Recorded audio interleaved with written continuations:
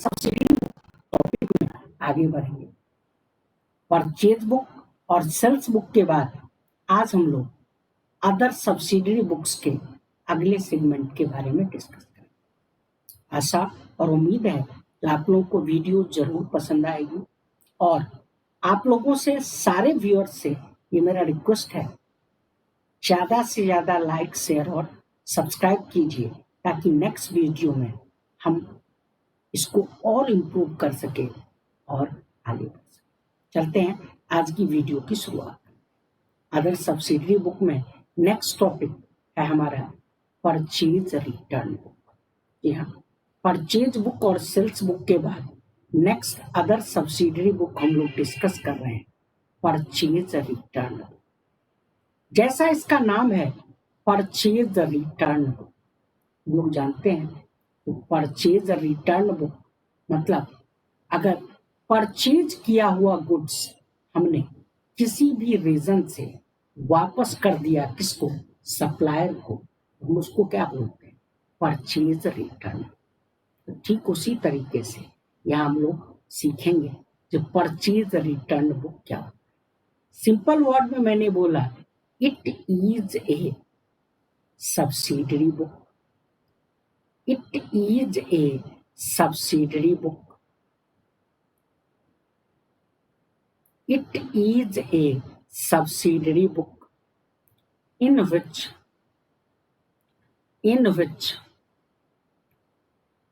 we record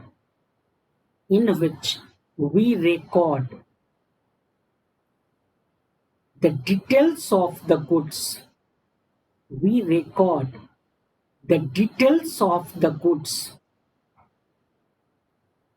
We record the details of the goods returned to supplier. Details of the goods returned to supplier. Details of the goods returned to supplier due to any reasons. Due to any reasons which are purchased on, which are purchased earlier on credit basis, which are purchased earlier, which are purchased earlier on credit basis। मतलब credit में खरीदा हुआ goods, credit में खरीदा हुआ goods अगर हमने किसी भी रीजन से वापस कर दिया, किसको? सप्लायर को, उसकी डिटेल्स हम एक सब्सिडरी बुक के अंदर रिकॉर्ड करते हैं, जिस सब्सिडरी बुक का क्या नाम होता है? Purchase return. सिंपल वर्ड में मैंने क्या बोला? ये एक सब्सिडरी बुक है जिसमें हम लोग रिकॉर्ड करते हैं। क्या रिकॉर्ड करते हैं? द डिटेल्स, इसका गुड्स का, जो हमने रिटर्न कर दिया, किसको? सप्लायर को, ड्यू टू एनी रीजंस, किसी भी कारण से, which are purchased earlier on credit basis, जो कि हमने उधार में खरीदा। यानी कि उधार में खरीदा हुआ गुड्स किसी भी कारण से अगर हमने वापस कर दिया, किसको? सप्लायर को, उसके डिटेल्स को कहाँ मेंटेन करते हैं? Purchase return. ध्यान से समझिएगा, यहाँ हमने पैराग्राफ चेंज करके लिखा, it is also known as, it is also known as return outward book. Purchase return book को हम लोग एक और नाम से जानते हैं और वो दूसरा नाम क्या है? रिटर्न ऑटवार्ड। परचेज रिटर्न बुक बोले या रिटर्न ऑटवार्ड बुक बोले, एक ही बात। अब इसको बनाते कैसे? जब परचेज रिटर्न बुक बनाएंगे तो हेडिंग दे देंगे, हेडिंग दे देंगे परचेज रिटर्न बुक या रिटर्न ऑटवार्ड बुक। हेडिंग दे देंगे परचेज रिटर्न बुक या रिटर्न ऑफवर्ड बुक। परचेज बुक की तरह और सेल्स बुक की तरह ही इसमें भी 6 कॉलम ड्रॉ करेंगे। पहला कॉलम हो जाएगा डेट का, दूसरा कॉलम हो जाएगा पर्टिकुलर्स का। बेसिकली इस पर्टिकुलर्स में हम लोग क्या करेंगे, तो पहले जिस सप्लायर को हमने रिटर्न किया उसका नाम लिखेंगे और जो जो गुड्स हमने उसको रिटर्न की उसकी पूरी डिटेल्स लिखेंगे। थर्ड कॉलम यहाँ हो जाएगा डेट और पर्टिकुलर्स के बाद डेबिट नोट नंबर। सबसे इंपॉर्टेंट बात याद रखना है, परचेज बुक और सेल्स बुक में तीसरा कॉलम होता था इनवॉइस नंबर, जबकि परचेज रिटर्न बुक में तीसरा कॉलम किसका होगा, डेबिट नोट नंबर। पांचवा कॉलम LF, पांचवा कॉलम हो जाएगा डिटेल्स और सबसे लास्ट कॉलम इसका हो जाएगा।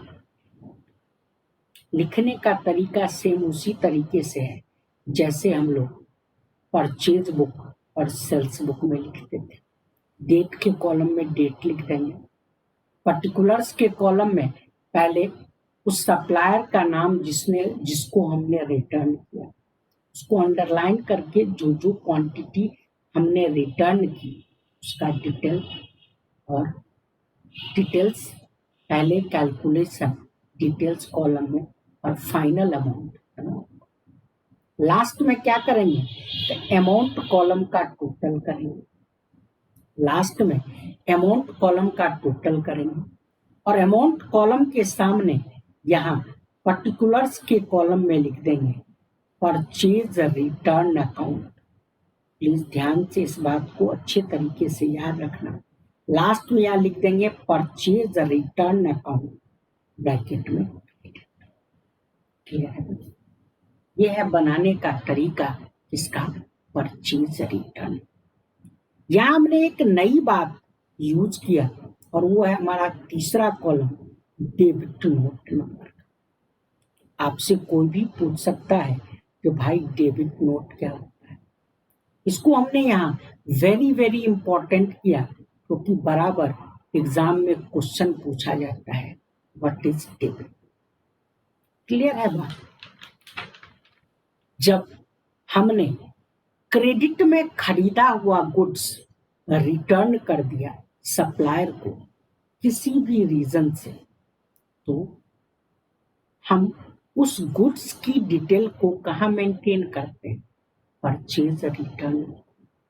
तो सप्लायर को जो हमने गुड्स रिटर्न किया उसकी पूरी डिटेल्स और किस रीजन से रिटर्न किया ये भी पूरा लिख करके हम एक स्टेटमेंट भी उसको देते हैं, जिस स्टेटमेंट का क्या नाम होता है, debit note.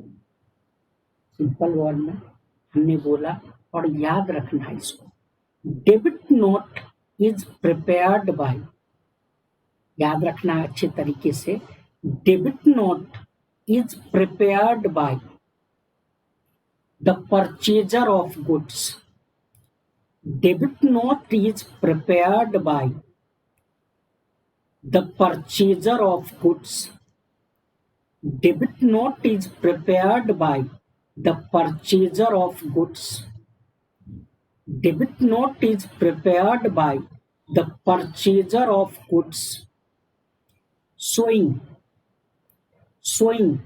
the details of the goods returned, showing the details of the goods returned, showing the details of the goods returned, showing the details of the goods returned, showing the details of the goods returned, showing the details of the goods returned, and the reason for returning of goods, and the reason for returning of the goods, and the reason for returning of the goods. मतलब debit note कौन बनाता है? जो purchaser of goods है। क्यों बनाता है? इसमें वो डिटेल शो करता है उस गुड्स का जो उसने रिटर्न किया, और साथ ही साथ वो रीजन भी बताता है जिस रीजन से उसने रिटर्न। याद रखना है, it is prepared in duplicate. It is prepared in duplicate. Prepared in duplicate का मतलब ये नहीं है जो ये नकली बनता है। डुप्लीकेट का मतलब है कि इसकी दो कॉपी बनती है।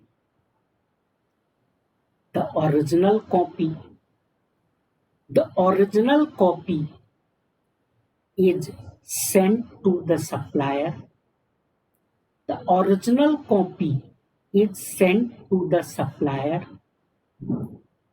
The original copy is sent to the supplier, and duplicate copy and duplicate copy is kept as a record. And duplicate copy is kept as a record. मतलब डेबिट नोट कौन बनाता है? परचेजर ऑफ गुड्स, जिसमें वो detail show करता है उस goods का जो उसने रिटर्न, और साथ ही साथ वो रीजन भी बताता है जिस रीजन से उसने रिटर्न। इसमें पूरी डिटेल्स रहती है उस गुड्स की जो रिटर्न किया गया, और रीजन भी एक्सप्लेन किया जाता है जिस रीजन से रिटर्न। ये डुप्लीकेट मतलब इसकी दो कॉपी बनती है। ओरिजिनल कॉपी भेज दिया जाता है सप्लायर को, और जो सेकंड कॉपी होती है, डुप्लीकेट कॉपी होती है, उसको अपने पास रखा जाता है रिकॉर्ड। मैं ऐसा और उम्मीद करता हूं कि परचेज रिटर्न बुक आप लोगों को अच्छे तरीके से समझ में आया हो। नेक्स्ट वीडियो में हम इस चैप्टर को समाप्त करें। आज के लिए बस इतना ही। धन्यवाद। मिलते हैं नेक्स्ट वीडियो।